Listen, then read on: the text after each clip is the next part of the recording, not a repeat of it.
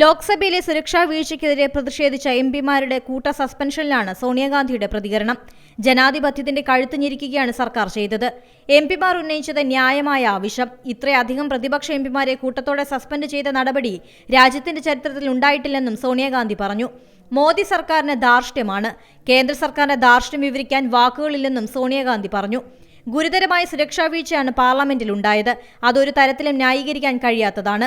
വിഷയത്തിൽ പ്രധാനമന്ത്രിയോ കേന്ദ്ര ആഭ്യന്തരമന്ത്രിയോ പാർലമെന്റിൽ പ്രസ്താവന നടത്തണമെന്ന പ്രതിപക്ഷ ആവശ്യം തികച്ചും ന്യായമാണ്. കേന്ദ്ര സർക്കാർ നടപടിയിൽ ഭയപ്പെടില്ലെന്നും സത്യം ഇനിയും തുറന്നു പറയുമെന്നും സോണിയാഗാന്ധി കൂട്ടിച്ചേർത്തു. പാർലമെന്ററി പാർട്ടി യോഗത്തിൽ മല്ലികാർജ്ജുൻ ഖാർഗെ, രാഹുൽ ഗാന്ധി, KC വേണുഗോപാൽ, അധീർ രഞ്ജൻ ചൌധരി തുടങ്ങിയവർ പങ്കെടുത്തു. ലോക്സഭയിലെ സുരക്ഷാ വീഴ്ചയ്ക്കെതിരെ പ്രതിഷേധിച്ചതിനാണ് പ്രതിപക്ഷ എംപിമാരെ കൂട്ടത്തോടെ സസ്പെൻഡ് ചെയ്തത്. ലോക്സഭയിലെ 95ഉം രാജ്യസഭയിലെ 46ഉം അടക്കം 141 പ്രതിപക്ഷ എംപിമാരെയാണ് കൂട്ടത്തോടെ വിലക്കിയത്. National desk, C Malayalam news. പുതിയ വാർത്തകളും വിശേഷങ്ങളും ഇനി വിരൽ തുമ്പിൽ. എല്ലാ ഡിജിറ്റൽ പ്ലാറ്റ്ഫോമുകളിലും ഇപ്പോൾ സി മലയാളം ന്യൂസ് ലഭ്യം.